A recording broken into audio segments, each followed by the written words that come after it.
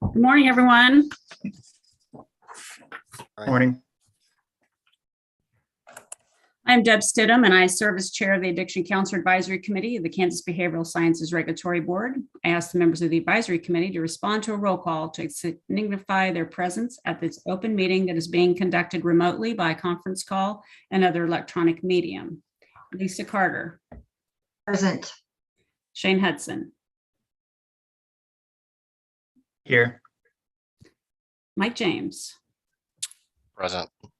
Dulcinea Rakestraw. Here. And Deb, I just saw Sana Shook enter the waiting room, so she should be present as well. So Good. I was just getting ready to call her name. Sana. Hey, hello. I'm Hi. gonna forewarn you, hotel Wi-Fi may not be the best, but I'm here. Okay. I also note that the following BSRB staff members are here: David Fye, Leslie Allen, and Sammy Barksdale. And next, I'll turn it over to David for more information. this is David Fye, Executive Director for the Behavioral Sciences Regulatory Board. Public comment allows the public to address the advisory committee about its concerns, but the Kansas Open Meeting Act, or KOMA, does not require the advisory committee to provide public comment or answer questions from individuals. Individuals requesting to provide public comment who contact the executive director prior to the meeting by sending an email to david.fye@ks.gov. There will be no public comment at this meeting to ensure that there is sufficient time for the committee to cover the items currently listed on the agenda. Because we are conducting this public meeting remotely by conference call and other teleconference ability, I state for the record the following information. Public access to the meeting is being conducted by a medium of interactive communication that allows members of the public without cost to attend the meeting through the use of the conference call and on the board's YouTube channel. While the meeting is conducted remotely, the requirements of the KOMA are not suspended, so we will be conducting this meeting pursuant to the KOMA. On April 22nd, 2022, we sent notice of the advisory committee meeting to all individuals who have requested notice of the advisory committee meetings. The notice was also posted on the board's website at bsrb.ks.gov. You may obtain a copy of the notice at that website.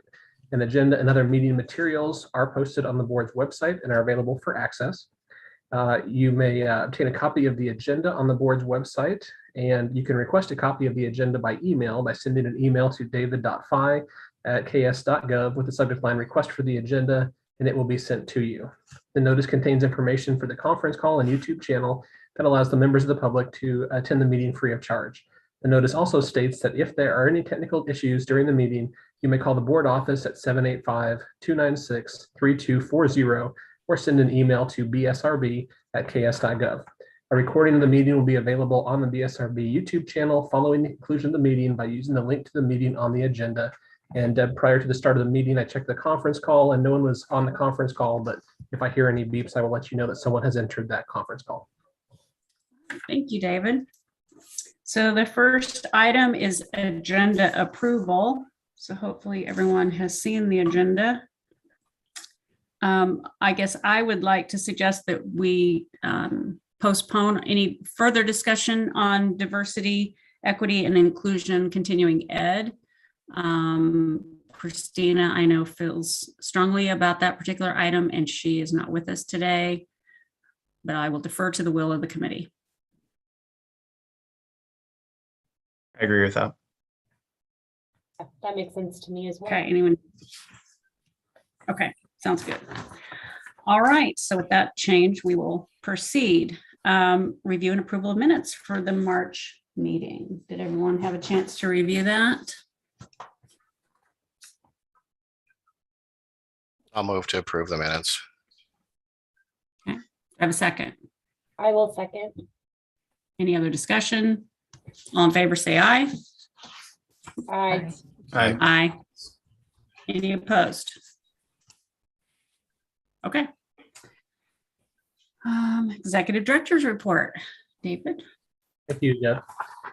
So we continue to remain under the governor's direction for some of the pandemic-related items. We are still under a restriction that limits our ability to have in-person meetings in most cases. So we do have to maintain distancing and different things like that. So most of our meetings going forward are going to continue to be virtual meetings, but I will let you know if the governor lifts that limitation and we can start having the option of having more meetings in person at the board's office. Another update about the BSRB. So just a quick update. The fiscal year is ending at the end of June. At the beginning of this past fiscal year, back in July of 2021, we had a beginning balance in the BSRB fund of about $2,077,000. The current balance in the fund is about $2,035,000. There is revenues did fluctuate month to month. During the pandemic, things were just unusual in general. However, we are on pace for what the board had put into place a couple of years ago. The board did put in a change back in 2019 to lower licensure fees to slowly draw down the balance in the fee fund.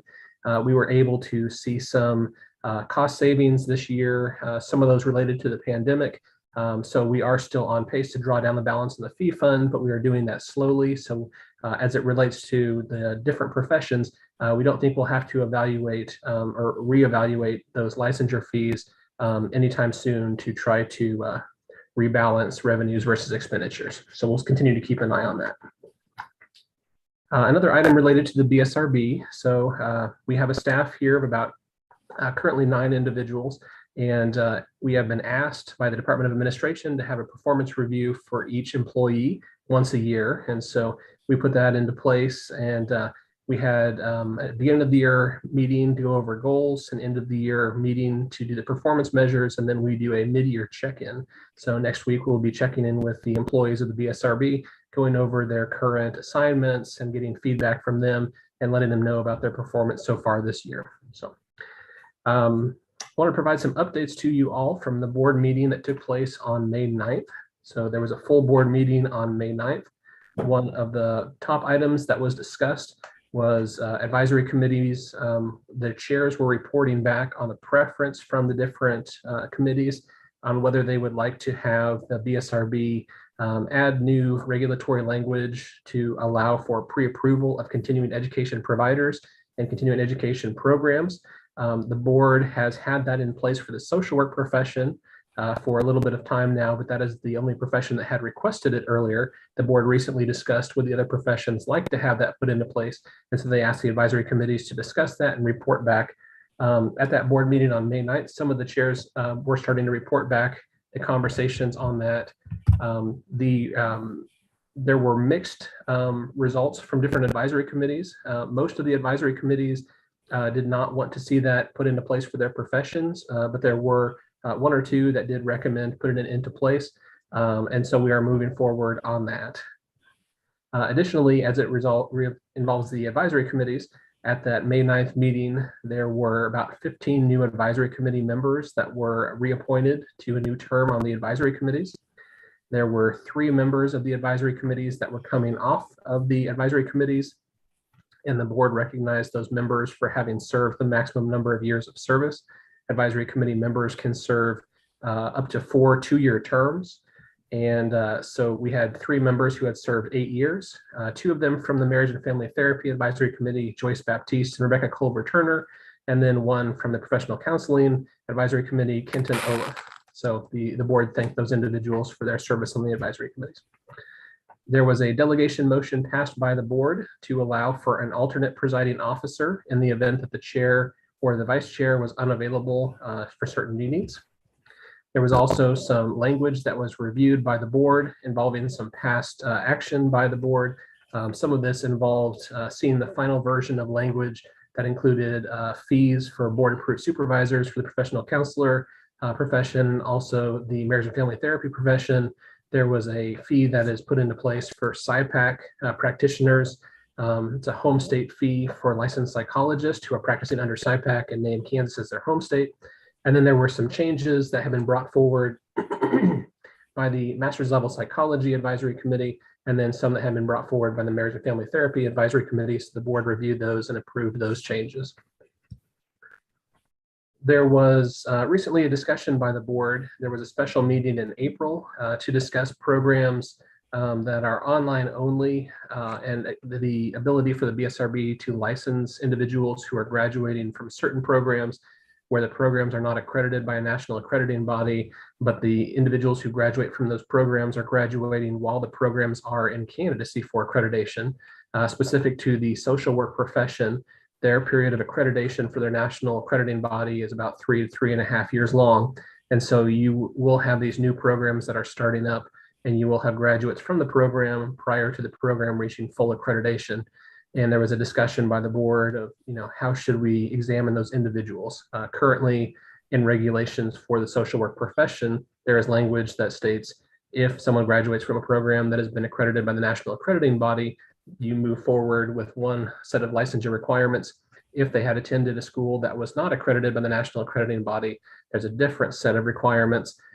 And those different set of requirements, one of those involves an in-residence requirement, which has to do with being physically present at the school. So if you have online schools that are starting up that are in candidacy for accreditation but not fully accredited, we would use the requirements for non-accredited schools, and applying that in-residence requirement, it creates some difficulties for those students to be able to be licensed from those programs. So the board is examining one, that in-residence requirement, and two, looking at if there is a method of how can we treat those students who graduate from the schools while they're in candidacy for accreditation. So one thing I brought forward at the May meeting was a model that I learned about when I was attending a recent meeting from the ASWB, the Association of Social Work Boards. One of their national meetings, we were able to have a meeting with different executive directors from state licensing boards. And I brought this forward as an issue that the board is currently discussing and wrestling with.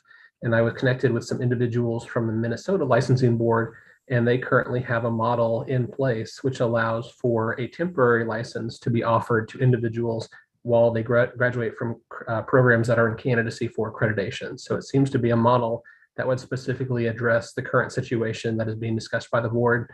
That license would last for 1 year and it can't be renewed, but it can be extended by the board if the program remains in candidacy following that year that it was offered. And then once the program reached full accreditation, then there would be, the individual would have to seek a permanent license underneath the board. So that is one possible option, but it was put forward as a way to deal with that current situation, or other schools that are dealing with the in-residence and the candidacy for accreditation issue. As you know, the board is charged with two different things. One is to regulate the profession through licensing, and then the other is to handle investigations of complaints against practitioners. The board has an investigation policy which assists the work of the Complaint Review Committee, which handles those items. And so the investigation policy for the board is something the board is currently looking at, considering changes to and updates for that policy. At the last board meeting, I provided a report to the board for their review with items that I had highlighted for possible changes, and then other items for discussion purposes. And those will be reviewed by the board further at the next board meeting in July. And then there were two subcommittees that had been requested by the board. The Professional Counselor Advisory Committee had requested a subcommittee specifically to look at the unprofessional conduct regulations. And then the Marriage and Family Therapy Advisory Committee had requested a subcommittee for the creation of a clinical supervision manual, similar to the one that currently exists for the social work profession. And both of those were approved by the board. In terms of some other updates, as I mentioned, I recently attended that national meeting by the Association of Social Work Boards, and also one for the Association of State and Provincial Psychology Boards, ASPPB. At those meetings, there were some common issues that jurisdictions are working on and having conversations about possible changes. One of the most common topics that was discussed involves the way that they phrased it was overcoming barriers to licensure. And so it calls for examining current restrictions or requirements for licensure. Some of those conversations dealt with looking at, as it applies to military members, military spouses, also looking at moral character and possibly considering removing that as a requirement for licensure, having a good moral character. Some of the boards had looked at the impact of past convictions and whether there should be a certain period of time where if they had a conviction past a period of time, whether that would be something that would still be reviewable as it impacts the ability for someone to get licensed. Other states were looking at cost of licensure and whether there can be creative solutions to deal with the cost of becoming licensed. I am attending another upcoming meeting for professional counselors that will be in August, and that will be in Philadelphia. So I'll be attending that meeting here in a couple months. One item I think that they will be discussing is a multi-state compact for the professional counselor profession. That is something that has already been out there for a couple of years now. The first year, 2 states signed that into law. And then last year, several more joined that compact. And so that is something that the Professional Counselor Advisory Committee will be discussing. So I want to put that on your radar as well. Additionally, there is a professional compact that is in draft form for the social work profession, but that language has not been made public yet. We expect to see that sometime in July. And so that'll be forwarded to the advisory committee when we see that draft language. And then the last update I wanted to make you aware of is a legislative update.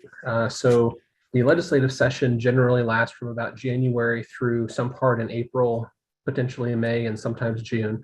But during the period of time where the legislature is not meeting for their regular session, they have interim committees that meet. And for the last couple of years, they have had an interim committee on mental health modernization and reform.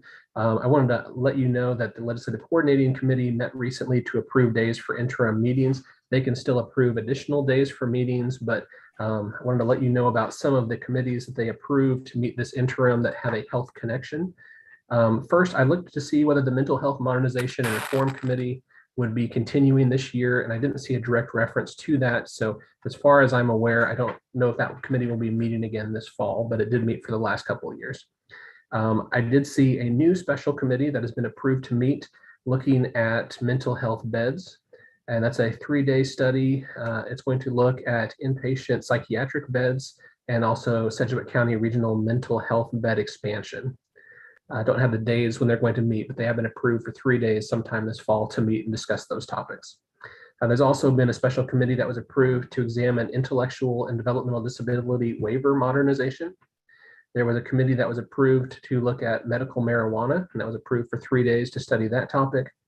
And then there was another committee as it relates to regulatory boards that was approved for 3 days to review compensation of board members on many boards and commissions. So as that relates to the BSRB or other similar agencies, I'll keep you informed about those items. So with that, I will go ahead and end my report, and I can stand for any questions on those items.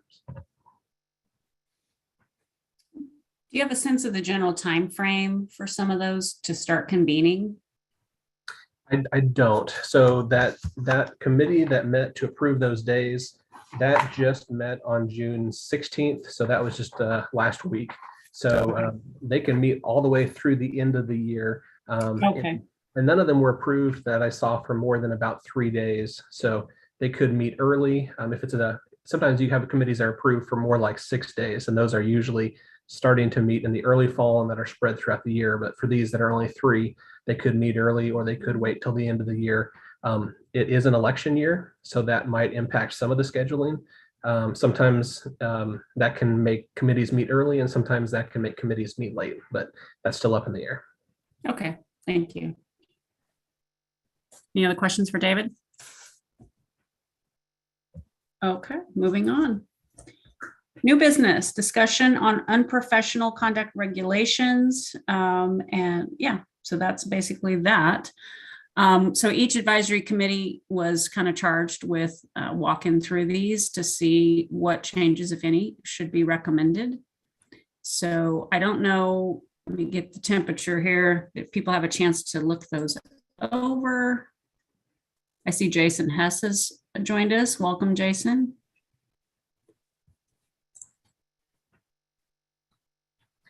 Yes, Devin, I see him on the call as well, but he is muted. So Yeah, okay. I believe some committees are literally reading each one and discussing them. yes, so some committees are going item by item to look for any changes. Some are going through and just collecting input on anything that has stood out, anything that needs to be updated, removed, altered. I did have a discussion with the investigators for the board, and so I have a handful of items to discuss when we get to those to see if there's anything to be added. But we can follow whatever process you would like to use. I also wanted to highlight too, There is the main unprofessional conduct regulation that all members of the committee receive. That's 102-7-11. There is also a regulation that I put in your packet. It's 102-7-11A on record keeping. For some of the professions, that is specifically titled unprofessional conduct related to record keeping. For your profession, it's just called record keeping, but I thought since the other ones had connected those two, I would go ahead and connect those two for you as well. So. Okay. Well, I do have one thing to bring up, maybe. So just, I guess in the interest of time, because we have other agenda items as well, and we can always circle back or pick it up next time. One of the things that has come to my attention, so if you have them pulled up, bear with me because now my education reg is all jumbled in here with the unprofessional conduct pieces of paper. So it's very exciting. But there is a regulation number 1027-11S. Don't have page numbers, so I can't help you there. Let me know if you're there. Did we get 11S? I have 11A. Record keeping. No, it's not. That isn't the name. It's a sub. It's within the one. Is It would it be just, within the yeah. 107. So are you, Yes, which that's like one are we, halfway through are we the looking at second page. unprofessional conduct? Yeah, Are you looking at the unprofessional conduct one? Okay, that, Yeah. I think that answers my question. I just wasn't Yeah. sure so you got to which go one you had pulled down up. to S. Got it. Yeah. Because regs are super easy to understand and follow.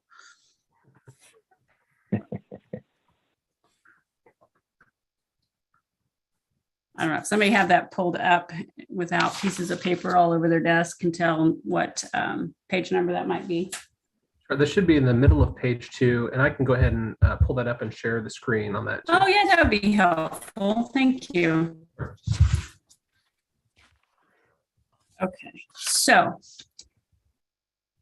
our legal counsel has recommended that we take a look at this. And it's kind of interesting. I think it's just an oversight, but all the professions, as you might imagine, have an unprofessional regulation against disclosing client information inappropriately or illegally even. Ours does not really talk about the person doing that. I mean, it's implied in some ways, but if you look at S, it'll say failing to exercise due diligence in protecting the information regarding the client from disclosure by other persons in one's work or practice setting. So in the instance of someone, let's say, that accesses information about their neighbor on an electronic health record, then they haven't necessarily committed any of these other violations, but they didn't exactly exercise due diligence either. And I think what this gets to. So it seems like that's an oversight and that we should add language basically that says by the licensee or other persons.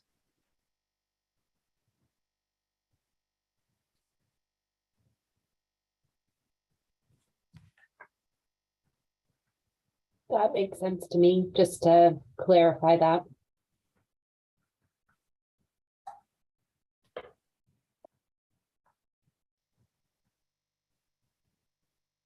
Now, another option, and I don't have the full thing pulled up here, but the other disciplines, so for example, marriage and family therapist has language that talks about revealing information, a confidence or secret of any client, or failing to protect the confidence, of secret, or information contained in their records. And of course, there is some exceptions, but I didn't really see anything quite like that in ours.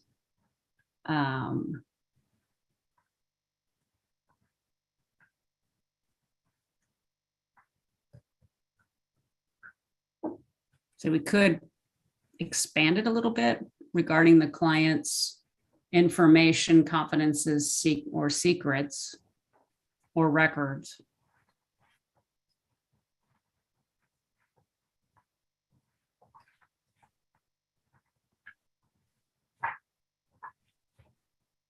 If you go right above S to the 3, Yeah,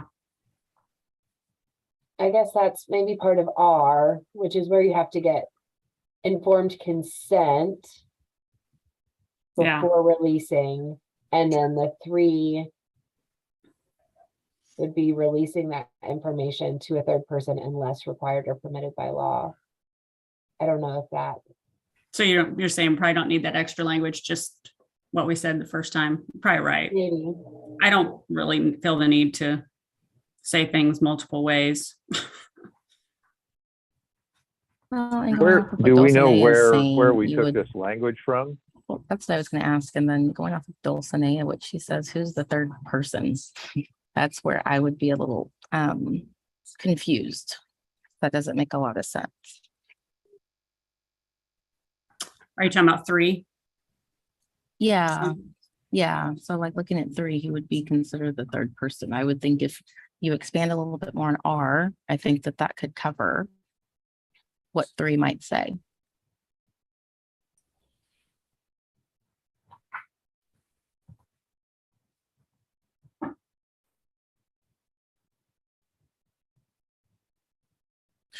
So I'm interpreting S as that failing to monitor your record and monitor what's being released. And, if you have an electronic record, who's accessing what, if there's not a back end that tracks those kind of things, or, a case manager who might take client information from the counselor, chart, disclose it, and there's no, that's not being, the counselor's not looking at that, overseeing that. That's the way I'm interpreting that. What this is attempting to do is make sure that as the provider, the license provider, you're doing due diligence to make sure that those that are under you, administrative staff, electronic staff, are keeping, doing the best practices Right. to keep private. That's the way I read that. I don't know if there needs to be additional language or not.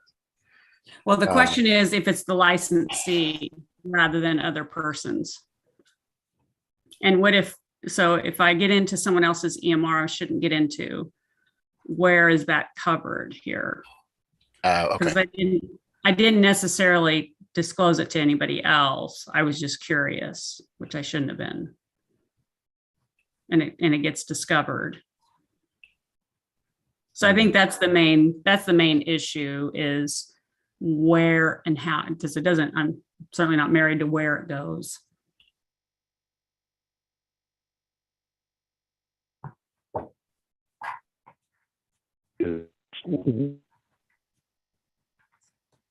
Cutting out, Jason. Can't hear you, Jason. Here, but I'm not sure. I mean, at the time that's a history question about where all these came from. Leslie might remember. I think my memory is that social work profession, we drew upon a lot. But The unprofessional That's as much conduct as I know. regulation was started with the professional counselors. And then okay. to make it. But this language is in the professional counselor regulation as well. Just exactly like that. Did they have the other deal about keeping secrets? Or the one that legal counsel gave me was from Marriage and Family, and I know social work has something similar. Yes, they do have failing to protect confidences of secrets of or information concerning other persons when providing a client with access to that client's records.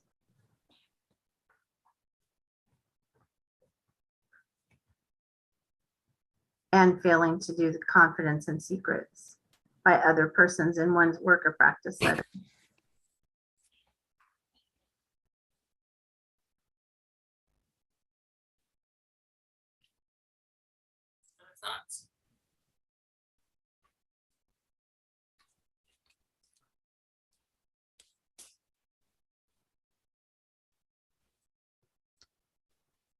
Okay, so that adds an additional component, which makes sense.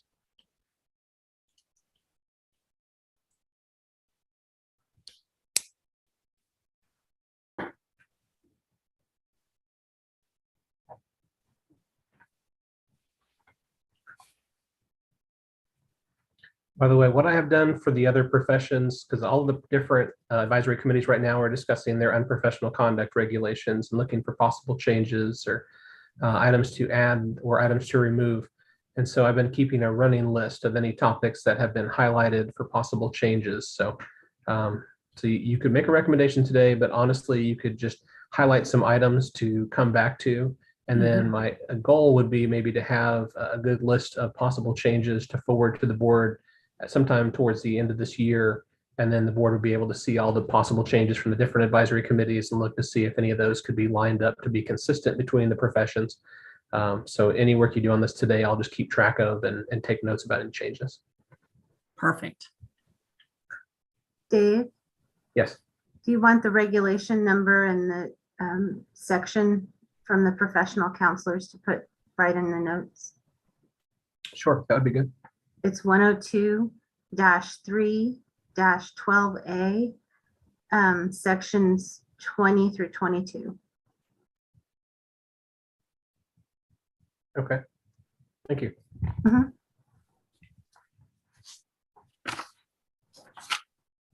So yeah, I would say flagging this is probably needing some tweaking for consistency across makes sense to me. Because there is obviously that issue with the counselor not being included on S, and then the piece that Leslie was speaking to as far as the releasing of client information to, yeah, that piece that was in the LPC license language. Makes sense to me. By the way, there was discussion as far as where some of the language originated from. And as part of that conversation, I just wanted to highlight at the very end of the regulations, it notes where there were updates to this regulation. And so these were first put into place back in 2010, but the last update to this section was in 2012. So that was the last modification to these set of regulations. Okay.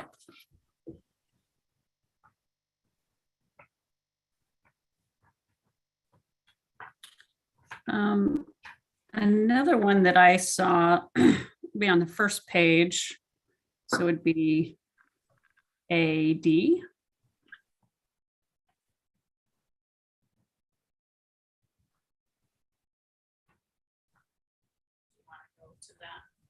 Sure. Basically says that these following acts shall be considered unprofessional conduct, having been convicted of a crime resulting from or relating to one's professional practice of addiction counseling. I guess I'm just raising the question, is that too limiting?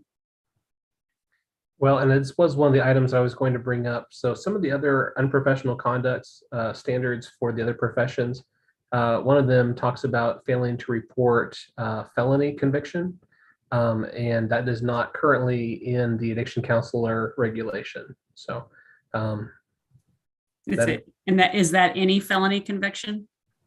yes, and now so the regulations have some differences. Some of them say failing to report any crime or criminal conviction, conviction of a crime, and then some of them say failing to report conviction of a felony. So conviction of a felony or a crime against person is one of those items that we look for specifically when we are bringing items to the board for their review for a specific licensure applicants in certain times. So. But let me play that argument out. So without something to in this language, if I'm applying or renewing and I don't mark that, then what's your recourse if that wasn't considered unprofessional conduct? So I think there's still the qualification that an individual as an applicant for licensure has to merit the public trust.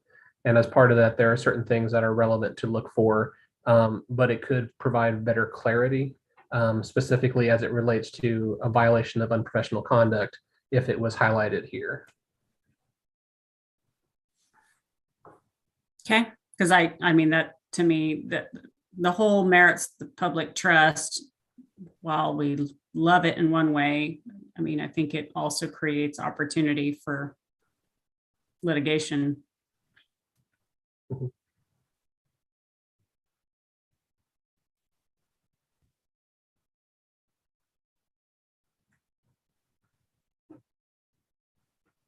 I guess I would be in favor of adding something,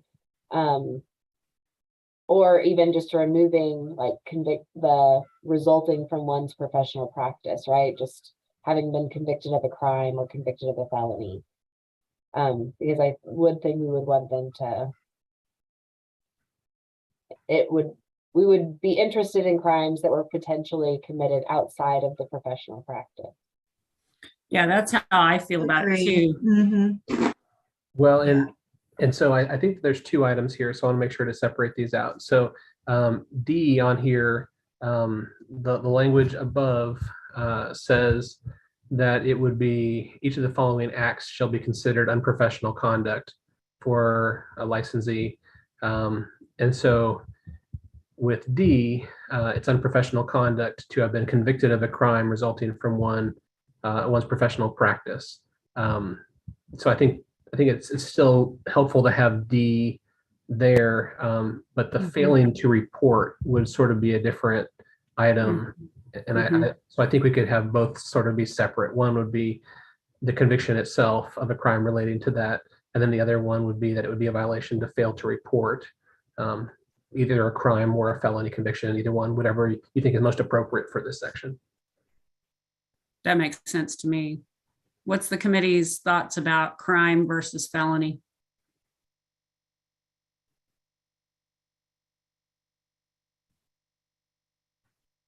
This is Leslie. I believe that it shouldn't, if I'm wrong, Dave, please let me know. But I believe it should be felony or misdemeanor crime against person because that's what the statute says. And I don't believe we should go above what the statute says. That's my understanding. So if I get 2 DUIs, I don't really need to report that because they're not felonies.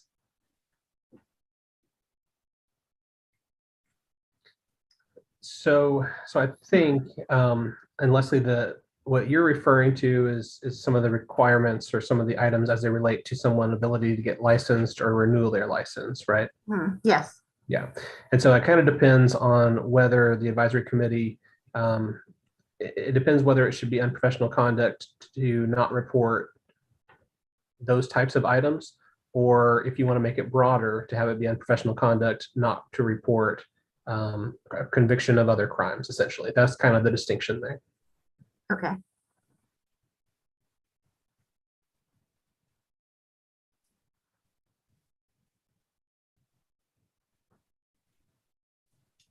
This is the interactive portion of the meeting. I may not be following completely, just connecting all the dots, but there probably needs to be some kind of, I'm not sure what kind of narrowing you would do, but technically a parking ticket or a minor speeding ticket is a crime.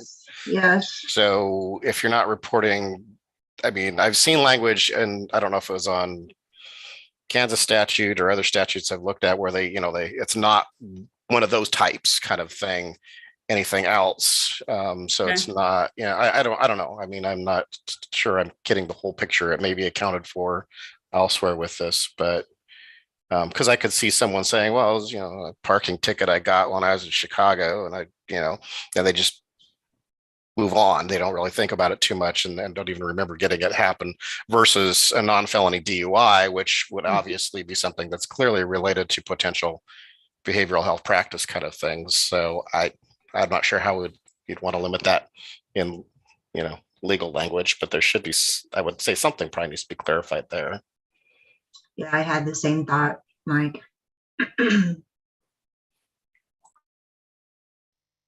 So it sounds like we have growing consensus that it needs to be broader, at least in terms of reporting. So D stands, but we need to add something about failure report. for the next meeting, I can go ahead and bring back kind of some examples of what the other Okay. professions have in that area. That might be helpful. Yeah, awesome. The other one that jumped out for me is same page at the very bottom. So it'd be AL. Just in terms of, I know there's been some discussion, some changes or additions around. I mean, we have color, race, gender, age, religion, national origin, or disability. Can't discriminate. Does that should be include gender expression, sexual orientation, both?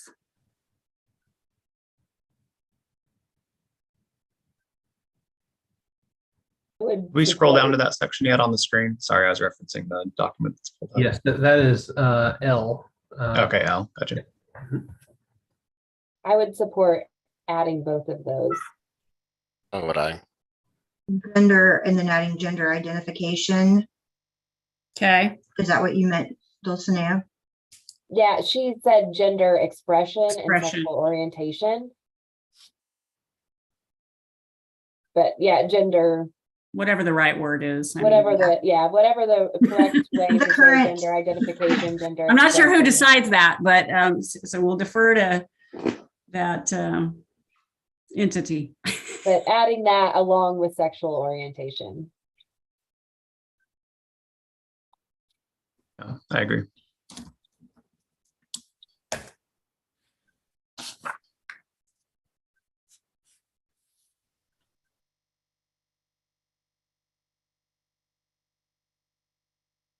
Well, I can go ahead and highlight one of the items that Yeah. some of the other advisory committees have discussed. On Okay. page 2, if you look at items W and X, so item W says it would be unprofessional conduct to make sexual advances towards or engage in physical intimacies or sexual activities with either of the following: any person who is a client, supervisee, or student, or any person who has a significant relationship with the client and that relationship is known to the licensee. So that is a current active relationship in W. And that is prohibited. It would be unprofessional conduct, essentially. In item X, it says it would be unprofessional conduct to make sexual advances towards or engage in physical intimacies or sexual activities with any person who meets either of the following conditions: has been a client within the last 24 months, or has had a significant relationship with a current client, or a person who has been a client within the last 24 months, and that relationship is known to the licensee. So a couple items I wanted to highlight that some of the other advisory committees have discussed is whether the 24-month time period is appropriate, if that is consistent with maybe any kind of input from national standards. And then the second is when it's an active relationship, there is language that talks about it being unprofessional conduct for a client, supervisee, or student. And then in item X, it talks about the 24 months for the client. It makes no reference to a time period for licensee or supervisees or students. And so that's been a topic of conversation if that is acceptable, or if there should be something to address that. Then also, as it uses the terminology supervisor and supervisee, essentially legal counsel has weighed in a little on this conversation, because some of the other advisory committees discussed when it says supervisor, supervisee, does it mean employment supervisor, supervisee? Does it mean someone providing, let's say, clinical supervision or supervision in that sense? And legal counsel has said, unless there is specific language stating that it would be employment supervision, the definition should be read as it relates to the practice. So it would apply more to the clinical supervision or relating to that. So it probably wouldn't go as far as to look at a superior supervisee and a work type employment situation. That would be a little bit outside of the scope of what this language says. So just kind of wanted to clarify that. Good. My first thoughts, the 2 years around the client or patient makes sense to me. That seems consistent with things I've heard over time, and that stuck out my brain as the right amount of time. So I guess I haven't verified that in this moment, but that makes sense. I think the supervisee and the student, I agree there needs to be a period of time. It's hard for me to really treat that exactly the same as a client. So I don't know if that would be a lesser period of time, like 12 months versus a 24-month period. I mean, that's all debatable, but it just doesn't seem like it's the same threshold or category as a client that you've treated. So I was thinking the same thing, Shane. Came into my mind as well. And I would have to go look on the 24 months if they're still kind of throwing that somewhat random number out there for the previous relationships. I know ethical codes just go, nope, with one exception, which has made it harder. It's no longer just the 2-year thing that psychologists used to do. It's actually, they have to justify and say no harm would ever happen, and you have to prove it. I'm not sure how you do that. Wow. It's, they didn't want to get rid of the option for it to happen, but they definitely didn't leave it as open as it was historically. So do the other ones do the 24-month period, or is there a different language that what the penalties are in care, the timeframes are in Kansas for the other behavioral health ones?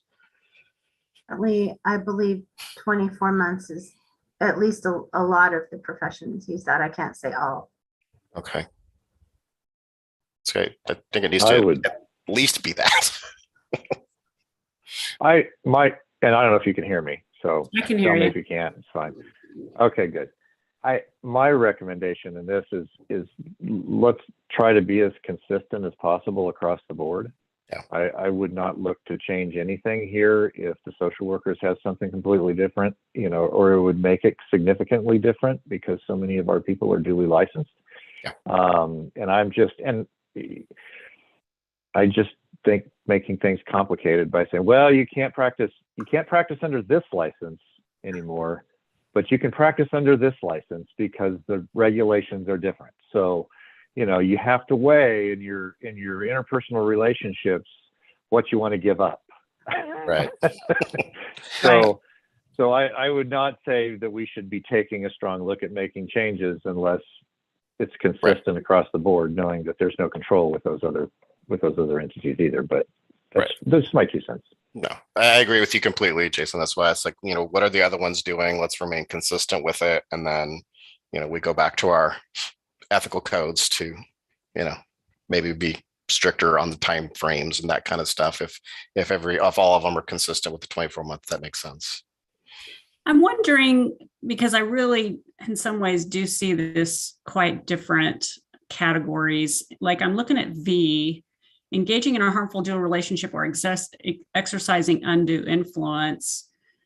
I mean, should that be expanded to include supervisee or student?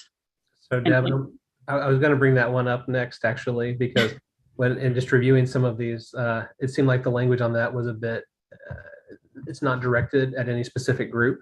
Right. So it does beg the question, who does that relate to? That it would be a violation to engage in a harmful dual relationship or exercise undue influence.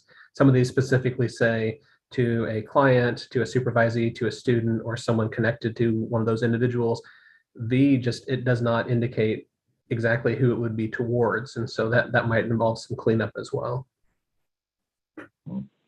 Right.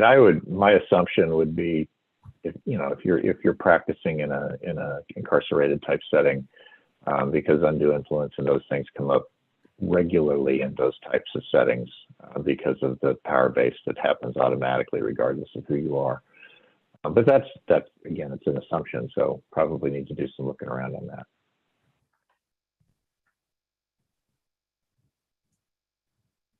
Yeah, I like the idea of at least cleaning that up. I'm just trying to, I can't recall this ever coming up since 2011 in our profession. So I weigh that out too. But if you could prove some sort of harmful relationship with a student or supervisee, then would that, or even previous, like that to me could be extended for a long time, for at least 2 years. Or maybe ever. You are never allowed to have a dual relationship with, or exercise undue influence over a previous student, for example.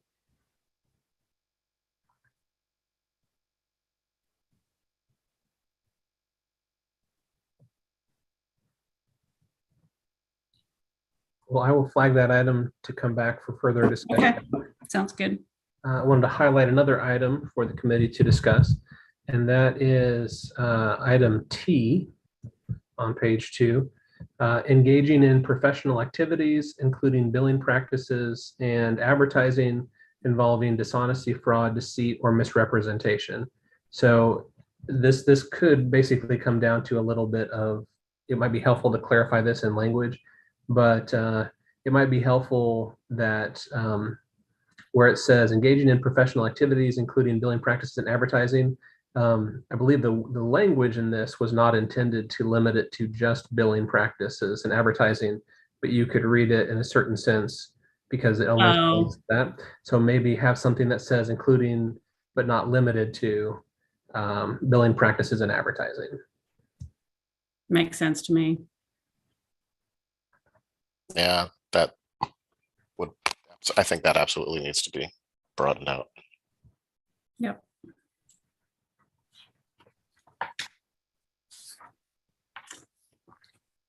So I mentioned that these regulations were last changed in 2012.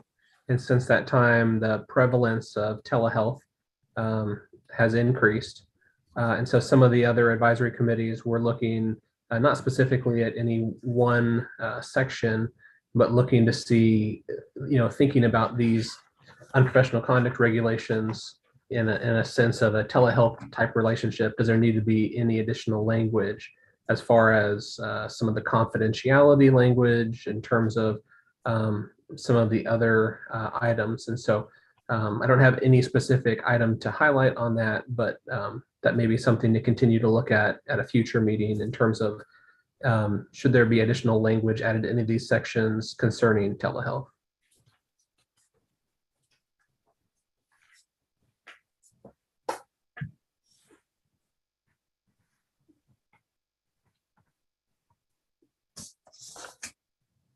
Perhaps something in there that it might be covered in current telehealth guidelines that we could use it, just ensuring that the environment that the telehealth is being conducted in is going to ensure confidentiality.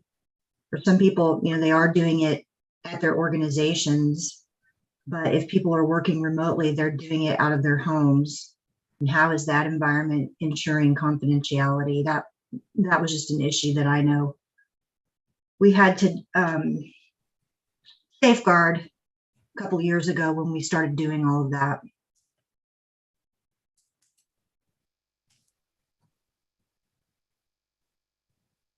Yeah, I think it would be a good idea to have something in here. Lisa, you bring up a good point. I mean, there's, even on meetings like this, I know I got my headphones on because the rest of the house doesn't need to hear the conversations that we're having, as scintillating as they are. And I'm sure they would be, the rest of my household will be sitting right outside this guest bedroom door to listen in. But it's just that practice of being conscientious of the speakers on your monitor or computer, putting that out there. So yeah, so if there is something out there that we could sort of copy, then we should probably take a look at it. And I'm so sorry, I'll have to jump off now, guys. Thank you. Thanks, Lisa. Thanks, Lisa. I'm kind of taking off of Lisa's statement. I'm not 100% certain. I know that there has been language that's been changed with all of the telehealth changes that have happened. I mean, as far as with making sure you're HIPAA compliant, and even because I practice from home and I have a toddler, a lot of, what I have to do is obviously making sure that my software that I'm using is HIPAA compliant, that, you know, my forms that I use are HIPAA compliant, even having, you know, language that talks about fees. So just kind of looking, and this is from the professional counselor standpoint, you know, practicing remotely and even practicing out of state. So, I mean, that might be something to maybe consider depending on what the counselors or the addiction counselors are looking at doing. Because I don't know if any are practicing individually or are they practicing remotely or in a group.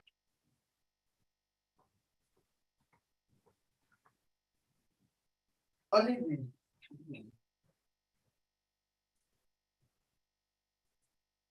think working real hard to make it consistent across all professions would probably be the best avenue. So it's as simple for, you know, what Jason brought up, the dual licenses and those kind of pieces. And I would imagine this is one of those places where chronically evolving from both a clinical standpoint and a regulatory legal standpoint of how do we word this? What are we doing with it? I know different states have done different things with it, but again, consistency across would probably be the best thing to look at. Yeah. So where does it need to be inserted in what we have? And is there additional sections that need to come up for that? I think it's probably gonna be robust enough that it might actually require some additional adds. Mhm. I think you're right. Okay, good discussion. David, anything else? No, I think it's been, I agree. It's been a really good discussion, and I've highlighted a number of items, and I went ahead and touched on the items that our investigators had talked about that they want me to bring up. I feel like after this set of advisory committee meetings, there should be a pretty good set of discussion points so far. So at the next advisory committee meeting, I'll just plan to bring back some more information about what other committees have discussed. And then we can start looking for consensus on some of those that ultimately will go to the board for consideration. So Perfect. Anything on 102711A on record keeping other than the title of the section?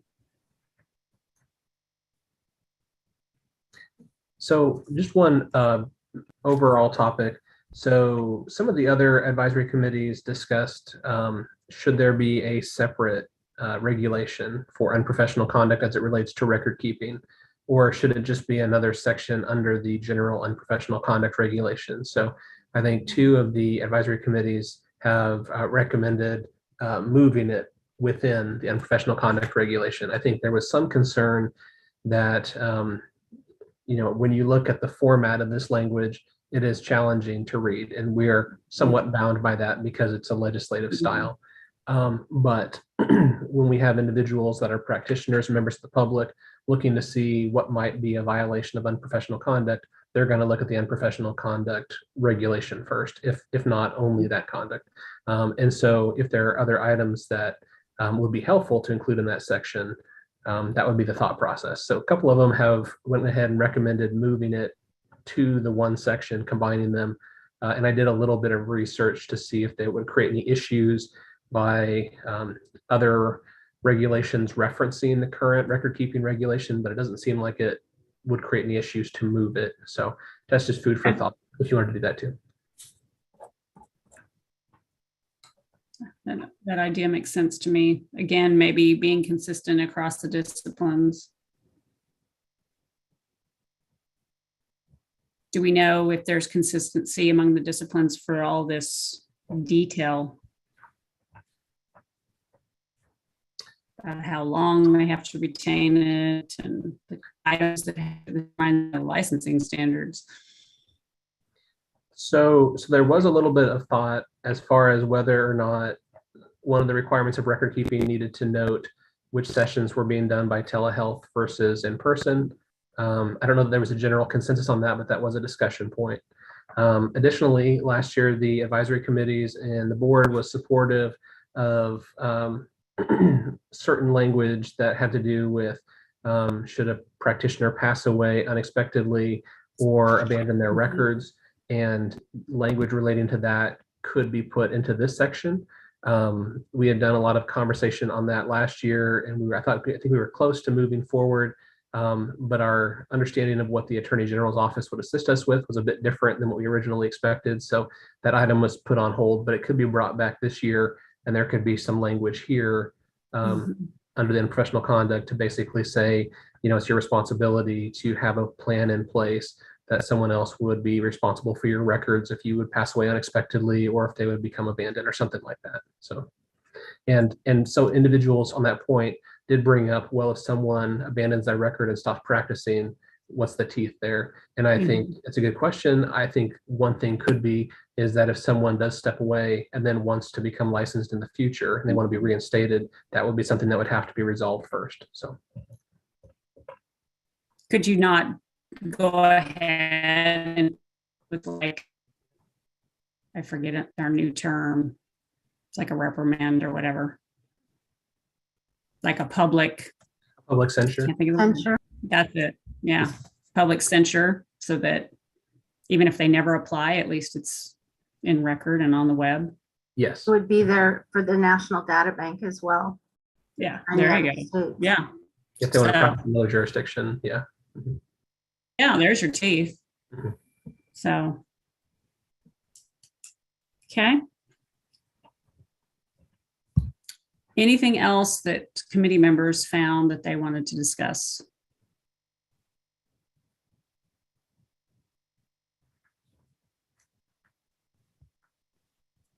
Hearing none, we'll move on to the next item. Discussion on KAR 1027-3, education requirements for licensure. So I'll let David begin this discussion. Okay. I'll go ahead and I'll pull up that statute and share my screen.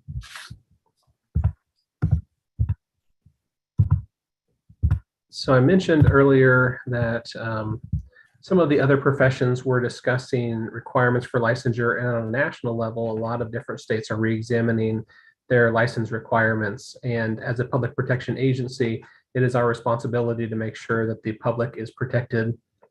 And as part of that responsibility, we make sure that we have appropriate standards for individuals to become licensed, because those are put in a position where they are responsible for providing services to certain individuals, especially individuals who are in a vulnerable situation. So it's a very important responsibility, but I think it's also important for us to reevaluate the criteria that's in standards to see, are these requirements still necessary for public protection?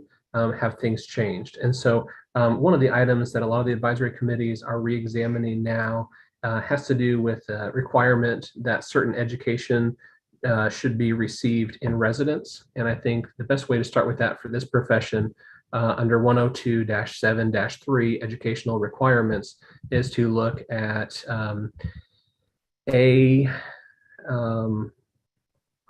A1, actually it's just, A2, the definition of in residence.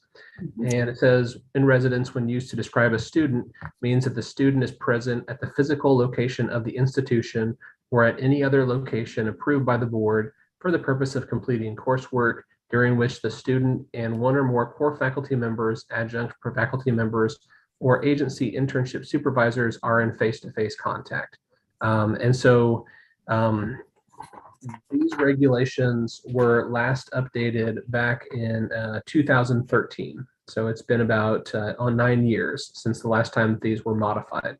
And during that time period, especially in the last few years, there has been a prevalence in online education. And the technology associated with the online education has improved as well. And so our requirement here that individuals, well, I'll move to the sections where it talks about the use of this definition in residence. Let's go under C. So under C, it talks about each applicant for licensure as an addiction counselor. And then it talks about some of the requirements. And then it talks about those applicants who graduate on or after July 1st of 2013. 2 of the following courses shall be completed while the student is in residence. And so that's what it refers to in terms of the in-residence requirement. And then on page 3, under item G, it talks about the requirements for a clinical addiction counselor. And it has similar language And it says for applicants who graduate on or after July 1st, 2013, half for all skills-based coursework shall be completed while the student is in residence. And so what I wanted to bring up for the advisory committee is discussion on whether the in-residence definition needs to continue to require that being in the physical location of the institution or at another location approved by the board, or whether it is sufficient for the in-residence definition to use the language about face-to-face contact. Some of the programs that individuals are applying for licensure from are online only, and you do have a lot of face-to-face contact for these requirements, but the requirement of being in the physical location of the school or in these regulations or another location approved by the board is a bit unique. When I go to some of the national meetings, I have tried to get a sense from other schools or other states if they have a similar requirement of a physical presence. And when I attend meetings for the social workers, I brought that up. And I asked if there were any other states that have a requirement for a physical presence for receiving their education. And none of the states indicated they actually have a requirement like that. So I think we are a bit of an outlier. Now I think we have 7 unique professions overseen by the BSRB. So there are differences profession by profession. For the psychology profession, they've had discussion on this point. And for some of the exams that they administer, some of the tests like the WISC and the WACE and different things like that, they have a value of seeing that there is an in-person component for some of that testing. But for some of the other professions, they have had conversations and discussions on this point, and they can see a value in making sure that there is still that face-to-face component, but whether it needs to be in the same physical presence, we seem to be a bit unique for most of our professions in having that requirement. And we would want to make sure that we have things in place that we, as a public protection agency, are protecting the public. But if we are one of the few, if not in some cases, maybe the only state that has this requirement, the question really does need to be asked, is this still necessary for us to have in our regulations for licensure requirements? Or is it something that we can consider removing as long as we have other appropriate standards in place? So I kind of wanted to frame that and open it up for discussion and open it up for comments from the advisory committee. Well, it's definitely outdated.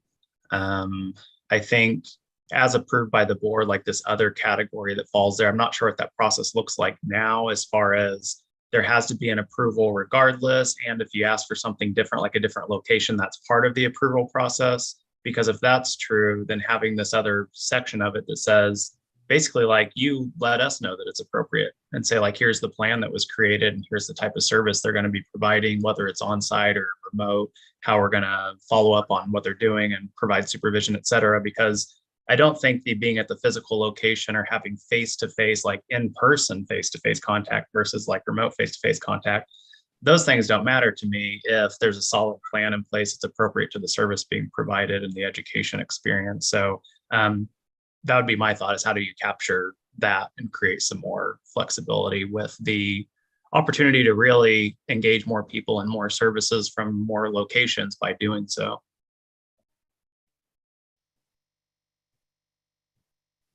I think the heart of this really is, because right now, the fully online classes don't meet this, right?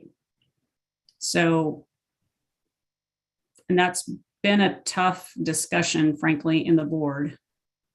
So do we want to allow fully online coursework? I was going to say, if you don't, I think you're going to run into even more difficulties getting individuals with the education component completed, particularly in the addiction counseling setting. I think it's going to be even harder because there's so few programs across the country that do this specifically. I think the in-residence is useful in the component of maybe I don't know if I haven't thought this all the way through. The face-to-face contact component at the practicum stage, that makes sense to me. the other, making sure that that supervision is occurring and that there is, some face-to-face interaction. But then I'm thinking, well, there are some agencies that are still doing primarily just remote work. So I don't know if we're hindering this process of getting people licensed with that component from that piece or not. I think if you're requiring in residence and such that, you're making online school not appropriate, I think we're kind of cutting our nose off to spite our face to get people licensed in that way. And just from the standpoint of what is it that, from my other role, what are we trying to offer? And it's expanding. And unfortunately, there's not a standard for virtual hybrid, whatever they're calling that, where they're using the Zoom and the Skype and those technologies. It's not a consistent terminology at this point. Each school kind of names it themselves. So I completely agree. I would take it out. I think one of the things you have to look to when you're having a discussion like this is, what are we okay with when we're working with clients? And we are perfectly fine with 100% working with clients virtually. And we're practicing the things that we who are somewhat more seasoned would have originally said when we were learning our profession, you can't teach that virtually, right? Well, that's no longer true, because schools have gotten better at teaching things like group treatment virtually. They've gotten better at, and we've had to get better at doing things like practicums through virtual work. I mean, we've spent the last 2 years trying to make sure students could come along, and a lot of that work had to be done virtually. So for us to give any kind of a restriction when it comes to the in-residence definition makes absolutely no sense to me, especially when almost every other profession out there, you can go get it online, and it's easy and it's cheaper. And so why are we restricting ourselves?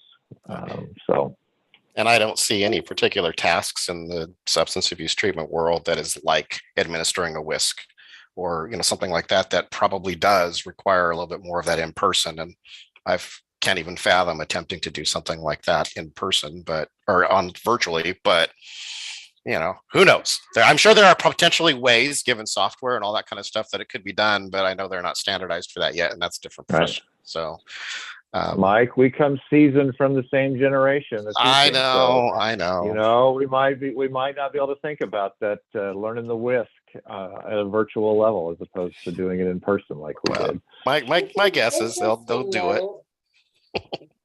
This is interesting though, given I completed my addiction coursework in 2007, and then I was licensed through the grandfathering, right? So I had my APS credential and was licensed through grandfathering.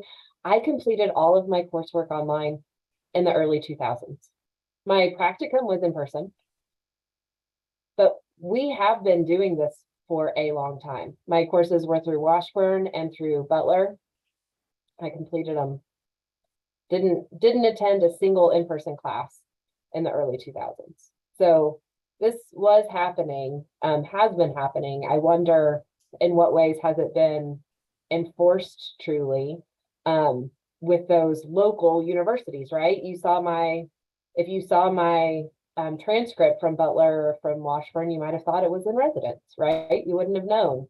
The only reason we're knowing is because now we've got somebody from Florida, from a University of Florida in Kansas. And it's a known school that has all online. Right. Yeah. Right. So, and I don't think I would have to check with the registrar to know if there's like a national standard, but I think it's school by school, whether they designate on a transcript, whether it's an online, hybrid, virtual, in-person class. I don't think there's any kind of national standard from the educational, education at the federal level telling them they have to do it that way. So I don't know that we would even really. Very few, if any, say on the transcript. Yeah. So I think we're putting a rule in there that is hard to follow anyway, and doesn't make a lot of sense to have there. Yeah. So I would certainly support removing the in-residence requirement. think the only thing I would say that we might do, and I don't think that we need any changes based on my knowledge of it, having looked at it from my job component, but just making sure the practicum requirement accounts for experience in a way that would be maybe what we're thinking of from the older way of thinking of what that in-person gives us, kind of thing. That kind of compensate maybe for that in-residence requirement. Right. But I think you have to think about that anyway. You know, I can't even count the number of people that I've talked to over the years that practicum experiences are so different in terms of robustness. You know, there are some you go and you're going to do evaluations, and as long as you do 250, 750 hours of evaluations, you're good to go. And some of them you get therapy experience, and some of them they spend half of their time reading articles over the years. I mean, to your point, I mean, there's really no good way to be accountable to some of that stuff, because practicum experiences are so limited to what the agency that's taking the students is willing to give, and I don't know how you keep up on it. Mike, you and I talk about it on a regular basis when you're calling me up saying, "Hey, I need to find a good place for a student." and I can't help you out. Yeah, and you don't want to go too much into that extra requirements of the placement component within the context, because I mean, those of you guys at agencies, I'm sure you notice you get somebody who's an LPC or a social work and you go, "Oh, wow, LPC, come on, you're less stuff that I have to make sure I'm keeping track of," because social workers have a much more specific, right? I know I try not to hinder having my providers not want to use students from my school because I require too much stuff. It makes it hard for them to do the supervision. So it's definitely a balancing act, but I think in residence probably is an outdated way of looking at it, honestly, at this point. Well, and I want to jump in a little bit because there's a few different pieces of that in residence definition. And so there is that current language that talks about being in the physical location. There's also language that talks about there being face-to-face. So now with the virtual technology, it is possible to still have the face-to-face component without having the physical presence. So it's possible to just modify that definition to still allow for the face-to-face component while getting or eliminating the physical presence component too. So there's different ways to approach this topic. I think I'm okay with face-to-face as long as it allows for the virtual. It doesn't have to be physically present. Because I could imagine, I'm trying to think of, but that's going to be a hard one to enforce because of that piece of there's no designation within transcript that tells you how it's done. So I think that part of this conversation is the most illuminating to me of all of it today. Yeah. I mean, it's very, very interesting. I mean, I don't hear any dissenting opinion about removing it. That's certainly my thoughts as well. I've kind of felt that for quite a while, actually. I think back to, it's probably been 5 years ago or so at least. It was this committee that pushed for full online clinical supervision. That was hotly debated as well, and then was soon after more accepted. So, David, any sense of other disciplines feeling that removing it is okay? So I think there's been really good discussion by the psychology professions that they believe, at least from what I'm picking up from their discussion, that given some of the testing, there's a part of it that they may still want to keep in That's person. fine. But for a lot of the other professions, it seems like their conversations have been supportive of at least removing it or decreasing the physical presence requirement. I don't know that any of them have made an official recommendation yet to the board. Generally, there's a board planning meeting towards the end of September or in October that has to do with the board's legislative agenda. So I think there have been discussions by the advisory committees on this topic, but I think they were probably planning to discuss them at these set of meetings and then maybe make a more formal recommendation to the board at their next meetings that would be in August, so that when the board has that big planning meeting, they could discuss those recommendations at that time. So Okay. if you guys meet again in September, which is normally when you meet, you would still be able to have another meeting before that offsite or planning meeting by the board. So you could think about it in between now and then if you wanted to, and then maybe have a more formal recommendation to submit to the board at your next advisory committee meeting. Well, we've lost our quorum anyway, right? So, You currently have 6, so that is still quorum. Okay. So you okay. have enough members, so. Yeah. What's the will of the committee? You ready to forward that recommendation now, or do you want to wait? I think we're ready for it now. Anybody want to make a motion? Motion to approve and move forward that recommendation. To remove residency in residence. To remove in Is that residence. I covered, motion David, to remove in residence. That was really well done, Shane. I was wondering how somebody was gonna language that, because I couldn't remember what it was supposed to be there. Oh, trust me, we do it in the I'll full second. board. too. We do the same exact thing. And then we look to David to explain it. Now, Yeah. for clarification, is this about removing the in residence requirement as it relates to the being physically present? Because the in residence also has a little bit more Oh, language that's about true.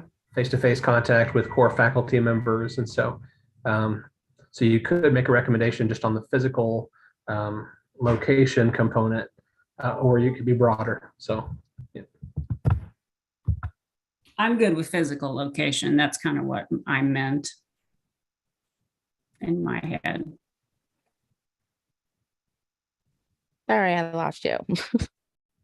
The other part, when you say face-to-face, did that mean in-person face-to-face supervision versus it can be any kind of face-to-face? Didn't we already change that definition, David?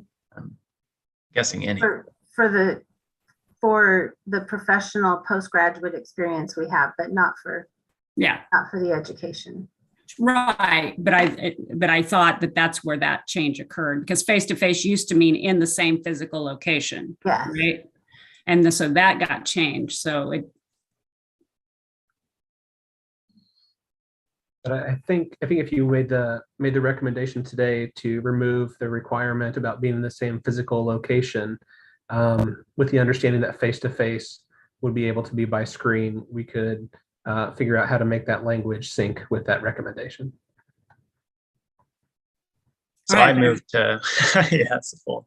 I moved to remove the in-person or in residence, and I forget the other part. Basically, we want to consider the face-to-face point can be remote as well. it would be removing the requirement to be in the same physical location for the education, but not necessarily removing the need to be face-to-face in that instruction.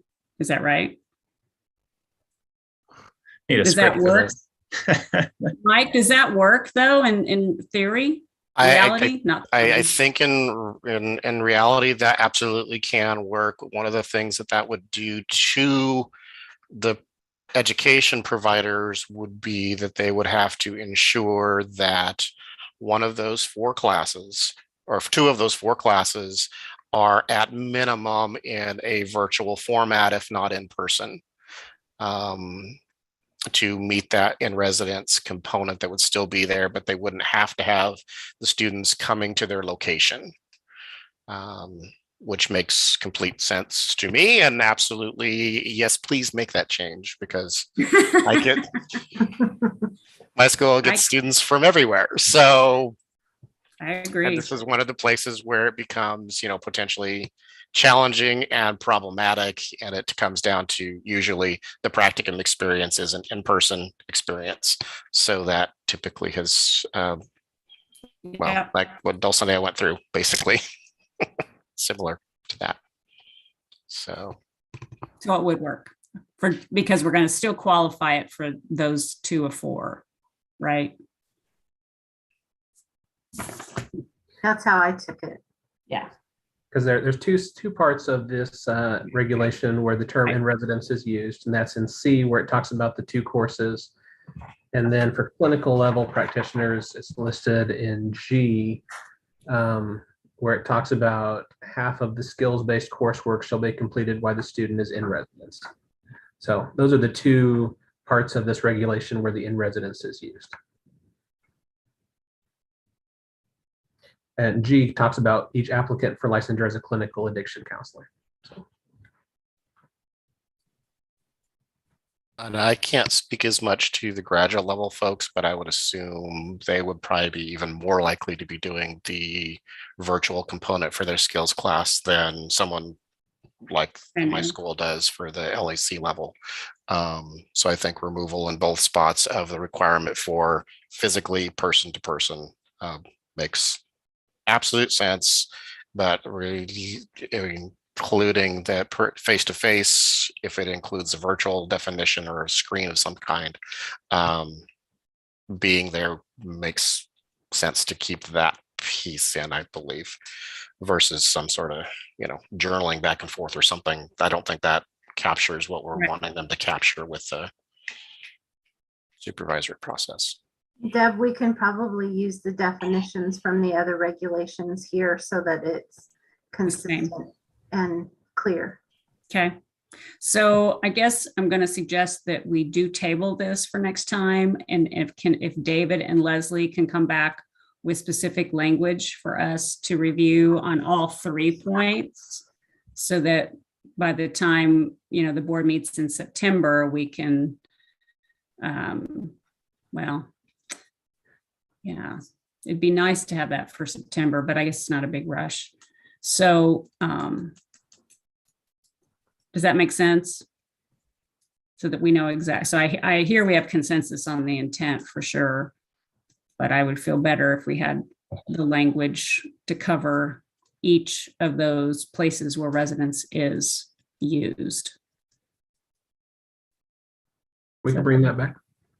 So we have clarity on that.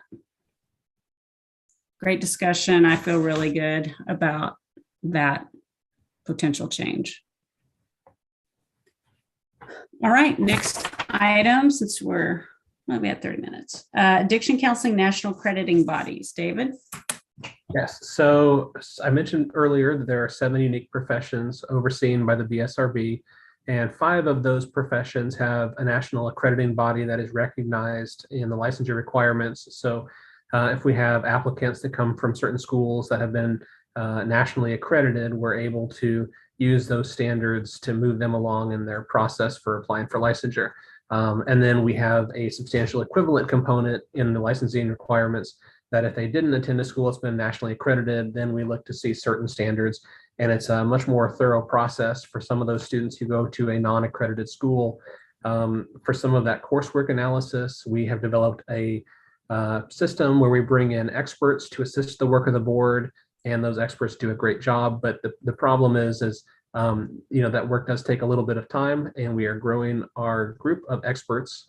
We now have about 5 or 6 that we're using, but that process does take time. And so the 2 professions that don't have a nationally accredited body that is currently recognized in statute or regulation is the master's level psychology profession and the addiction counseling profession.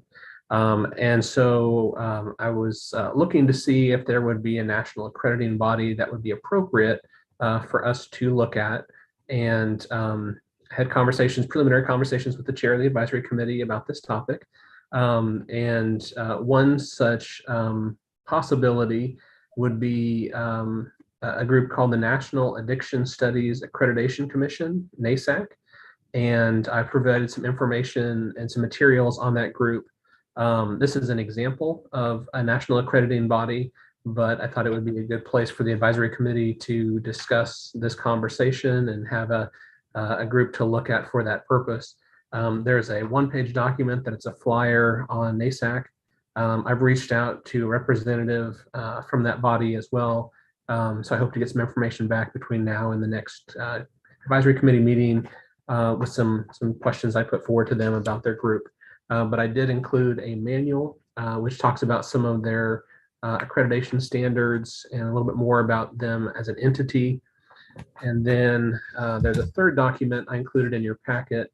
And on their website, they do have a list of the schools that are accredited currently. And there's a 3-page document that lists the schools, where those schools are located, and then a little bit of information about the individuals associated with those schools. But if it's appropriate to recognize a national accrediting body, and that's a topic of conversation for you to kind of weigh if it would be a good idea for us to recognize one, and then if so, what should the standards be to recognize a national accrediting body.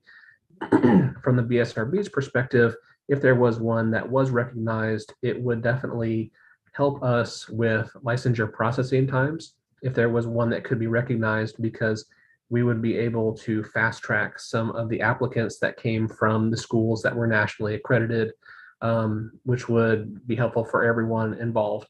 So just want to open up to you to have a beginning conversation on this topic.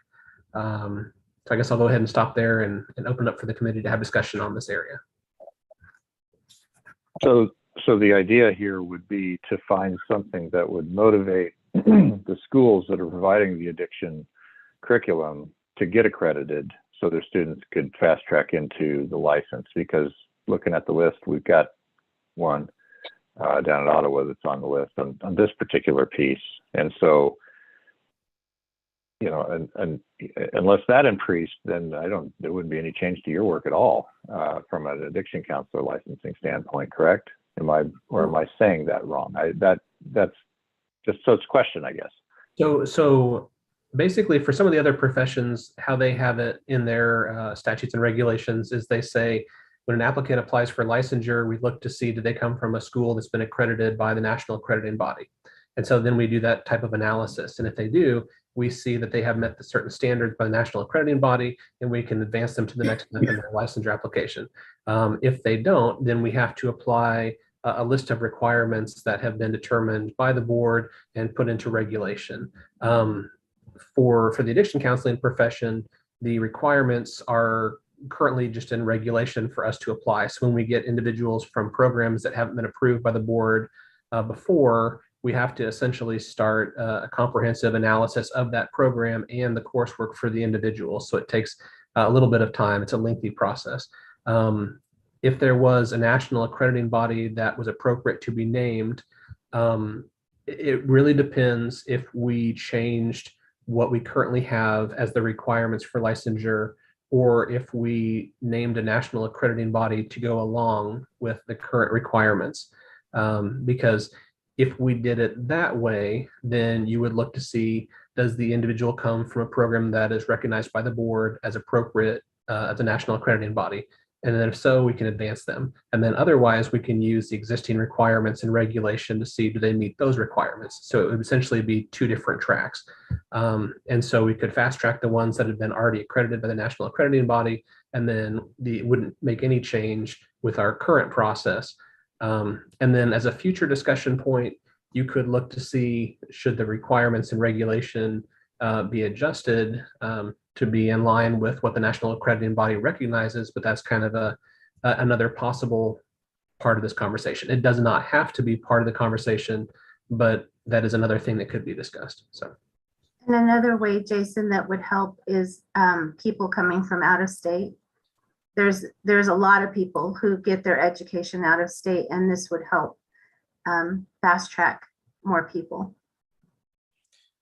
I think it would push some more of the educators to get that. My hope is that you will have an additional one from Kansas after this coming year. I've been waiting to submit stuff to them for my program, but the college needed to take care of a few things before I was going to do that. That I have no control over, so I'm kind of waiting. I can only do my part of that piece.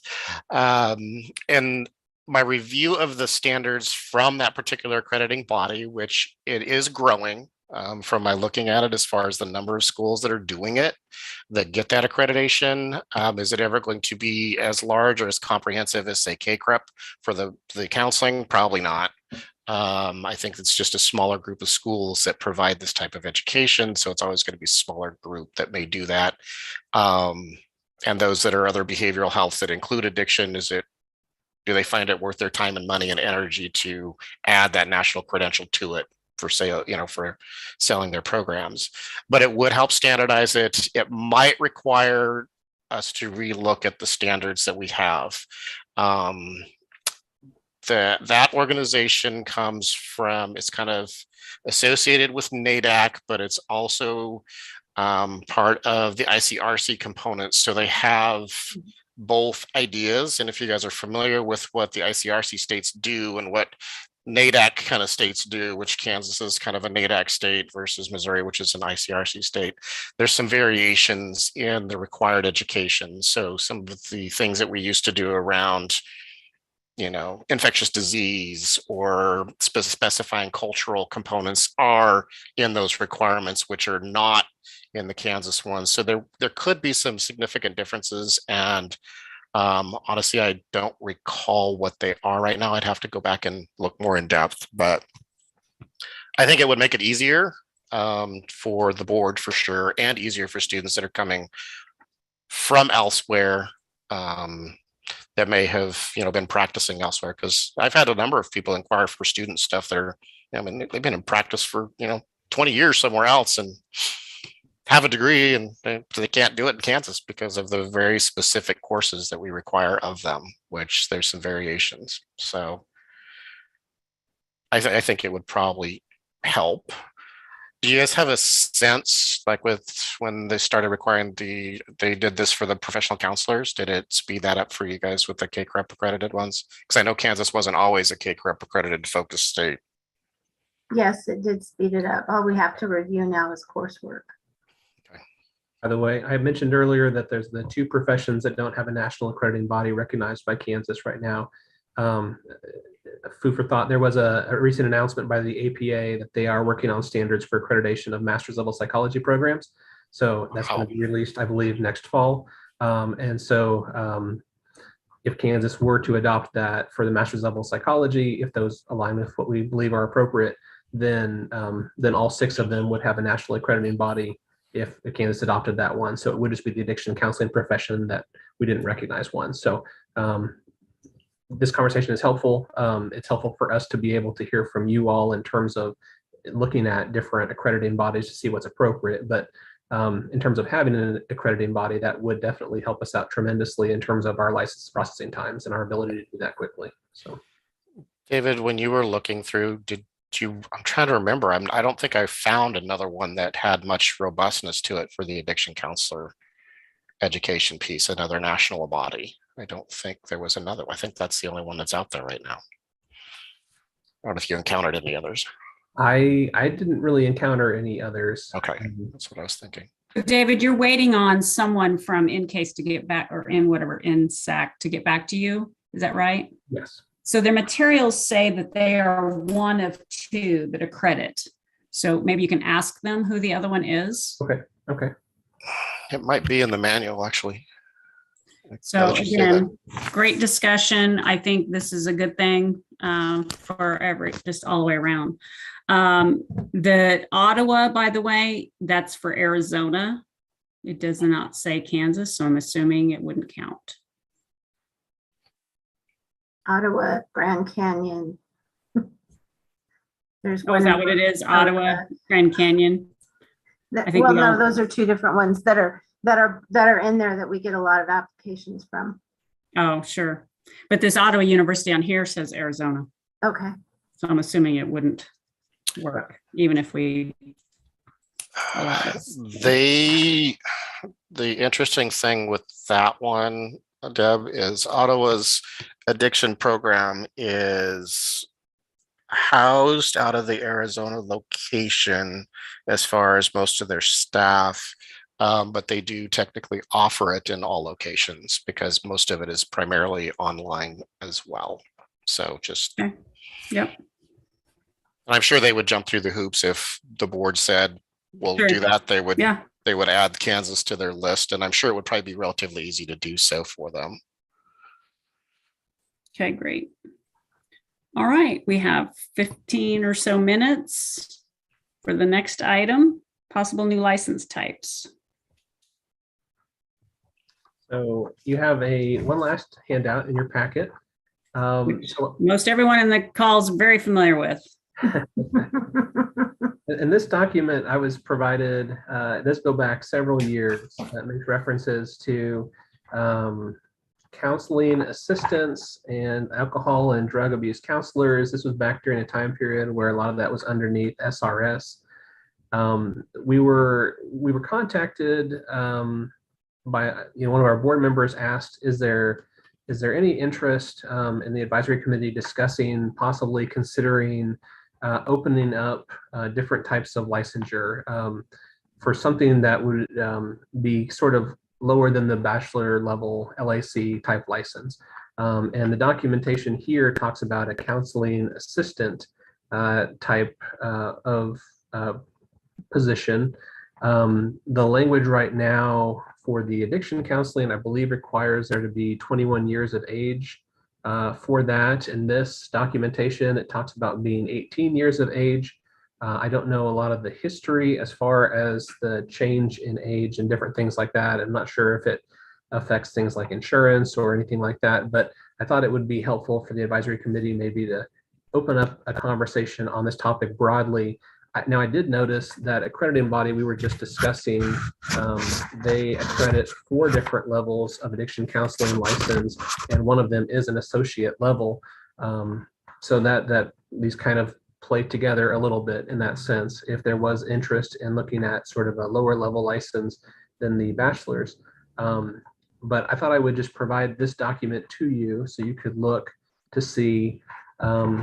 We have been contacted by several groups that have talked about workforce issues, wanting to get people into the professions, and then maybe basically at all levels. And so I thought I would give this to you. Some of you, as you mentioned, Deb, are familiar with some of this content, some maybe not, but just kind of wanted to open it up to see if you had any thoughts on examining, looking at a associate level or an assistant level type license, or if you have thoughts on that topic. The only thing I want to say before we start is that when we pursued counselor licensure at that time, the other disciplines made it crystal clear that if we didn't make the bachelor's degree required as the minimum, the kind of the first level, it was a non-starter. We weren't going to get anywhere with the board's approval to pass anything. So obviously new board, things changed, times are different. I'm just saying there was a lot of pushback when counselor licensure was introduced as an idea from the field about requiring the bachelor's. So I'll open it up to what others think. So you have the history on that, Deb? I was new in the I have the field gray at that hair point. that I've now covered up with color. I was relatively new to the understanding this level of the state stuff at that point. I was at SRS helping to set policy. So you helped write those. Yeah, you were there with those standards, right? Yeah. So then we upped them to require the associates and the coursework for the counselor, and we had the counselor assistant, which was very hard to monitor because the whole idea is that they were working towards that, but there was really very little teeth to that. And then so then the whole big thing about counselor licensure, I would say the field was very split about whether they wanted counselor licensure. It was not the best idea since sliced bread for a lot of places, even with the grandfathering. So yes, I just go ahead, Dulce. Well, I practiced first as a counselor in training. So before these regulations, it was called the CIT. And then we moved to counselor assistant. And I personally already had a bachelor's degree. but didn't have the specific coursework for Mhm. addiction. And so I was working on my addiction stuff while then it gave opportunity to practice. I think that lack of teeth is something that would have to be considered, right? Like Mhm. in what way? It'd have to be time limited or something. Well, Yeah. of course, that's probably not what the people proposing it are even thinking. I'm just saying that's how it was used in the past. Yeah, and you had to send in this information that you'd done this, and gosh, that was when like CAP was the contractor that monitored that, and you had to fax it. Mhm. Had to Gotta fax send it to all Wanda. those things in order to do it. Although it was nice, right? It gave, as a student, it gave the place that I was doing my practicum an opportunity to pay me, Mhm. because they could Yeah. bill for my services, right? So Yeah. they could pay me as a student to work there because they could bill for my services. So it opened up some opportunities there. Still had to have stuff signed off on. But it did, give just kind of that slightly larger pool of candidates, of people that are working toward this, or people that, right now, we also have the peer mentors, right? As a similar-ish level, but there's the requirement to have to have been in recovery. Well, I am not a person in recovery, so that wouldn't have met requirements for me. I couldn't have worked in that capacity. And so this opens it up to people who have an experience, who don't have lived experience, to still have that kind of level of work. I think it's certainly worth discussing, but I think there's a lot of details that would need to go into it. Yeah, there's tons of layers involved. I would agree. think my first reaction is that we legitimized our profession and held ourselves up professionally to say, like, this is quality. These people have done everything they need to do to offer a quality, valuable service. So like licensure is good. Now, all the layers involved with that, as Dulcinea mentioned, workforce issues are very real.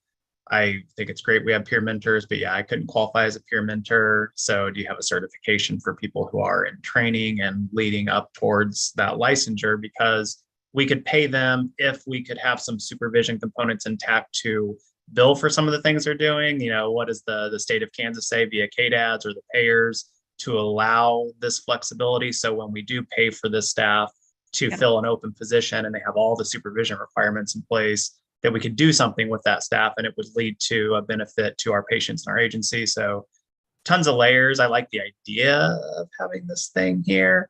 And I think it's great that we have licensed staff. It did create some, workforce stress and issues, but I think it legitimized what we're doing in the field.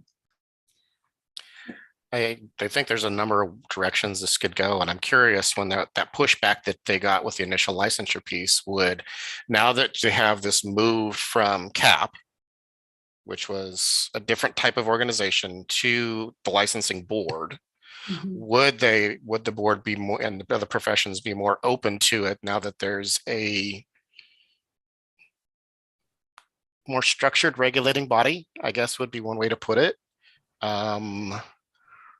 that could have it? I don't know. I mean, I think it would definitely expand your potential for workforce.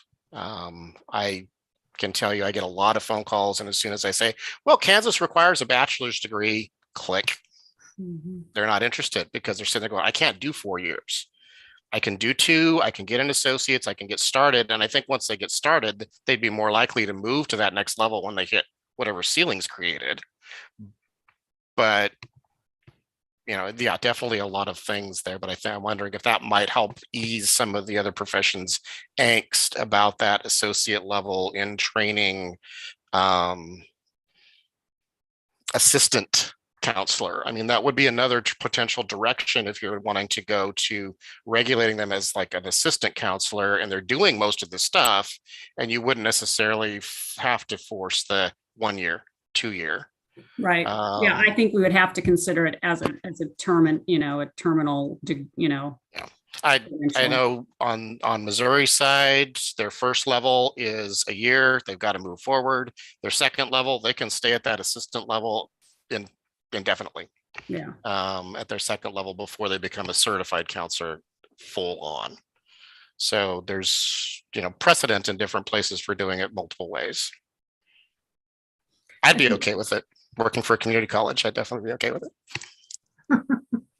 I think, But I would be Shane. I think Shane. I kind of fall into the same category that as you were talking how it would fit. I think we would want to be careful to explore all these different layers and to not do something that just happens in name only, because it would be a nice thing to have and people get into and say, I would love to be a counselor assistant. And then they go to Shane or they go to Jason and they say, hey, can I come work for you? And our response is, well, you can, but you're not going to do the things that you have this weird license for, because we can't get paid for it. So we can do this other thing. And so now suddenly they've paid for a license that they're not going to use because block grant won't pay for it or Medicaid won't pay for it. And so it's a really interesting concept to move toward.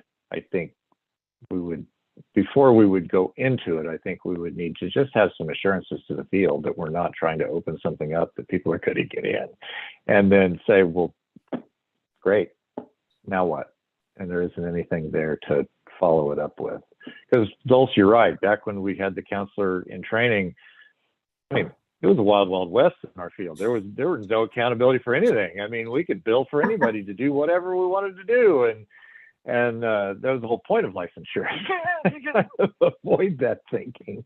But that's also why half the profession wasn't so keen on maybe licensure being such a good thing.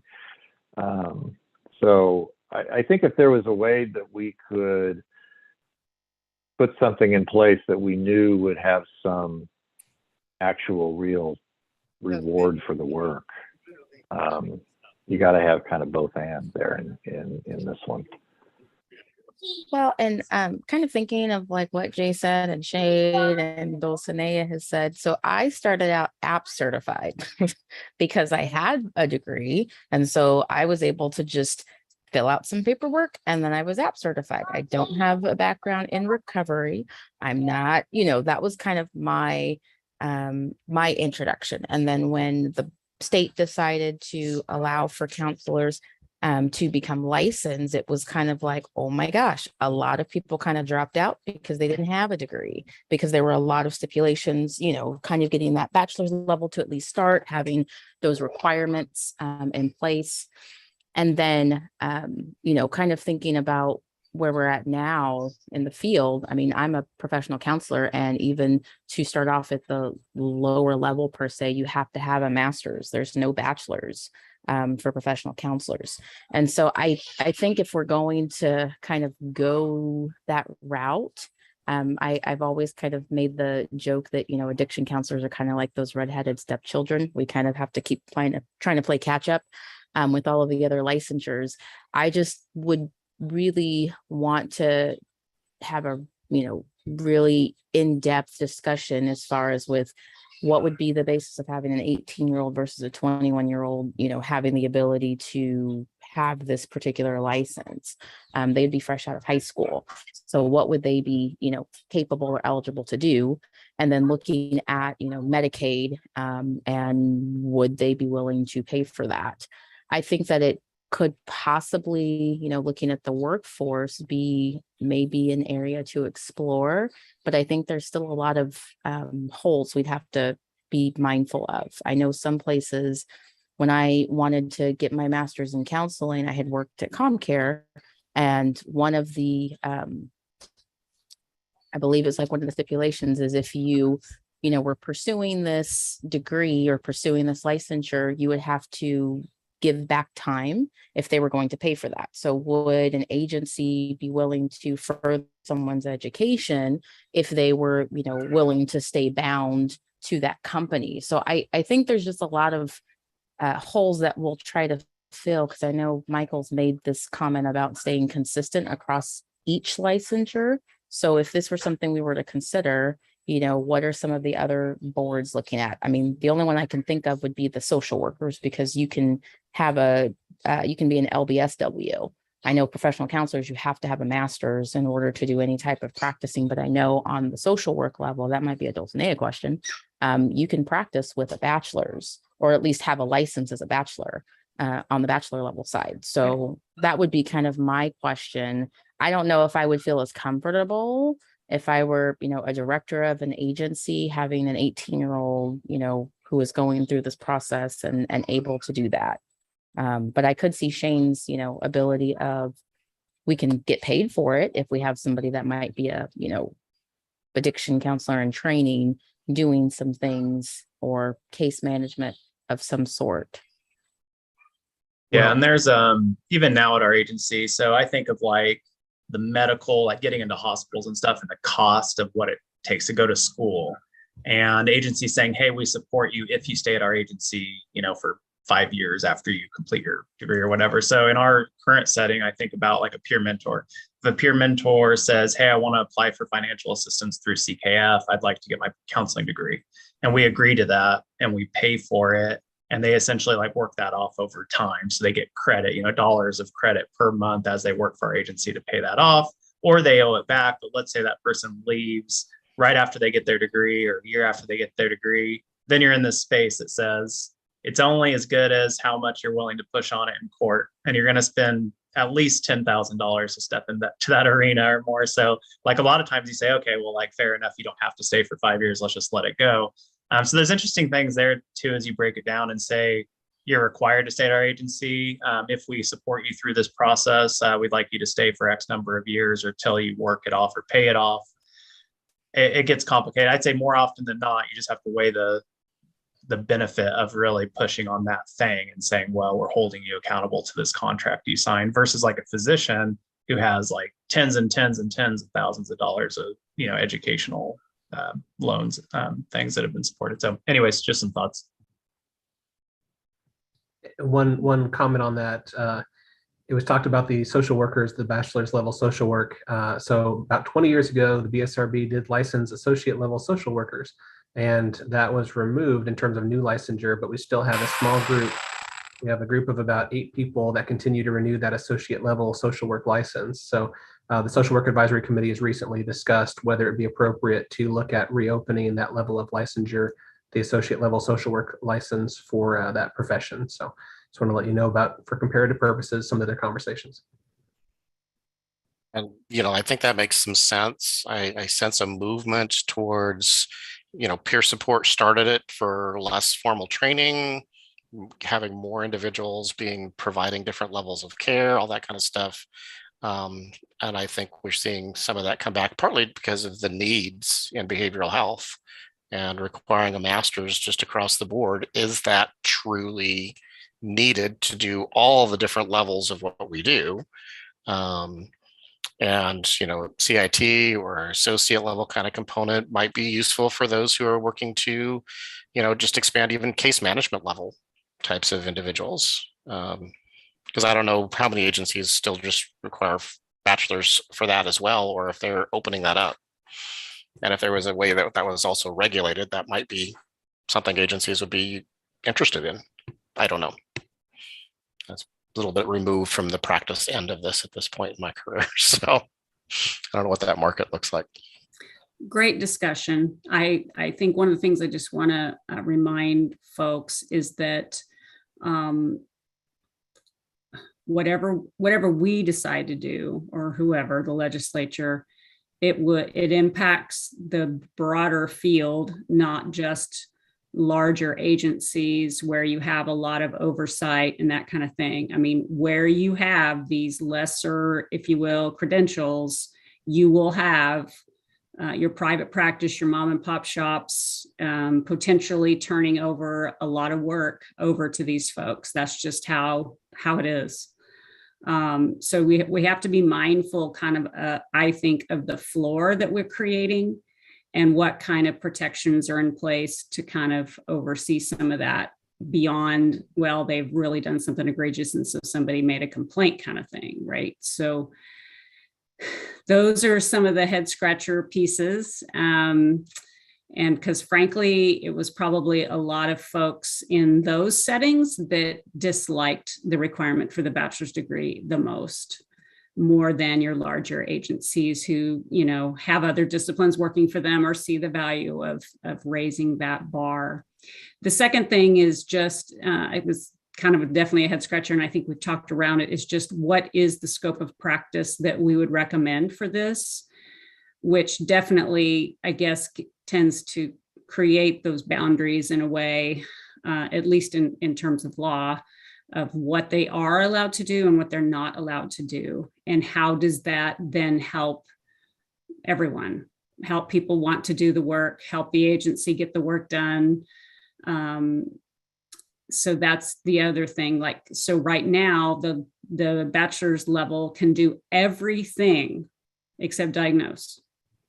And see, the diagnosing piece was another big hiccup, because we in practice had we had APS credentialed people basically rendering diagnosis, even if we didn't call it that, because that's how we needed the work to occur, right? You had all these court relationships with these mom and pop providers. You had the KCPC done at that time by tons and tons and tons, but of bachelor's level people, apps credential. I mean, we just lived in that world, as right or wrong as it was. So then we moved to this life of licensure. It's all spelled out. It's crystal clear. Thou shalt not render diagnosis if you're bachelor's level. So those are the things we have to kind of think about. And then lastly is the potentially sticky wicket. I've probably, again, been around too long to think super clearly on this one, but it's been raised to me a couple of times in this role. Is it time to consider in language that LACs have to be provided direction, supervision, whatever we're calling it today, by upper, master's level folks? And I kind of resisted that, partly because we have such a robust program licensing arena, which is not true in, the mental health world. Obviously, we have community mental health centers, but that's it. That's part of it. B, I knew it would be another sticky wicket that people would feel like is impinging on practice. So yeah, and then we've limited who can, where LACs can even work. Well, So, and Deb, something too, I was just thinking about, so like, for example, I'm clinically licensed in another profession. I am eligible to apply to become a licensed clinical addiction counselor, like that whole reciprocity that we kind of have allowed for other professions if they choose to want to enter into that arena. So are we saying that if somebody is clinically licensed in one field, but they are coming in with that LAC, they would have to have that supervision for that? I mean, in my opinion, which means, whatever, legally, no, because you are already, allowed by law to diagnose and treat out of the DSM-5, including SUD. Well, no, and I agree with you. I just think, just kind of based off of what you were talking about, we would just have to, again, it all goes back to, like you mentioned, language, just making sure that, whatever we decide to do, thinking about some of those that maybe are coming out of state. If they come out of state, they might have to come out of state, or coming into Kansas, entering it as maybe that LAC or that, LMAC until they get their education or until they pass their exam. So I think there's just some further discussions to come, because there's so many sticky points to consider. There are. Other thoughts? Sounds like we'll be bringing this one up again. I would feel better if another discipline decided to resurrect something along these lines, I guess. But not opposed to it. Just think or maybe if there were some joint conversations between what social workers may be considering and what we would consider. Yeah. Because there's a lot of crossover between addiction counselors and social workers already. So Yep. Okay. I don't know. I feel like I'm living in the world of what is old is new again. I swear almost every conversation I'm in lately has something being brought up again. Like it never really died. It just was waiting to come back. That the no ideas are new ideas. Exactly. Oh, well. All right. Well, I think we are to the point in our agenda where we talk to Sana about her time here and thank her for her service to this group. Sana, you want to remind everyone where you're going? Well, I live in Kansas City, Missouri. I currently teach with the University of Oregon. I teach in their master's program, and I actually am getting ready to start my own private practice, telehealth. So go figure. So I will be kind of a bit of an adventurist, so to speak. Well, good for you. Wish you only the best in your future endeavors. Yes, I'm stuck in a hotel in Houston. Or San Antonio, actually. We're having our in-person commencement ceremony. So I received my doctorate 2 years ago and did the virtual. And finally, they have opened it up. So we got to make the nice trek into the devil's mouth, as I say, because it's hot. I mean, it's hot already in Missouri, but it's like hot in San Antonio. I bet it is. Well, congratulations, Sana, and I echo what Deb said. I appreciate you serving on the advisory committee, and I've enjoyed working with you and wish you the best of luck in the future. Thank you. I'm probably going to be that creeper that likes to keep looking at stuff and seeing what you guys are doing behind the scenes. You are always welcome back, and we will continue to broadcast our meetings and post things on the website. So if you do have thoughts and things like that in the future, feel free to send them my way. Thank you. Good luck, Sana. Thank Yeah, you. good luck. It's been lovely getting to see you every once in a while. So Yes, I didn't get to tell you congratulations, Dr. Rakestraw. I know, look at us. Yep. Okay, we have a tentative for September 16th, 10 a.m. for our next meeting. Does that work for everyone? I may have issue. Hang tight. Works for me. Trying to remember my teaching schedule in the fall.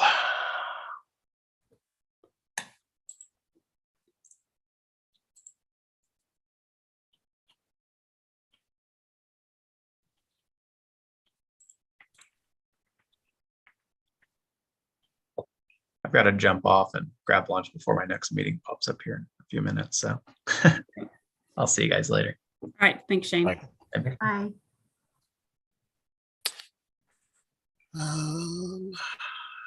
I actually have a class scheduled at 10 a.m. So I have class at 9 and 10 on Monday, Wednesday, Fridays in the fall. Oh, So I can make it 11, but I can't make 10. all right. You guys good with moving it back to 11? Sorry. No, Alrighty. thanks for continuing problem. to teach as we are talking about the need Yeah, for more employees to come into the field. So keep far be at it for this group to get in the way of you teaching. That's right. I gotta Alright. go. I'll see you guys later. All right, thanks. You guys have a good one. Good weekend. Thank you. Thank All you, right. everyone. Bye-bye. Bye.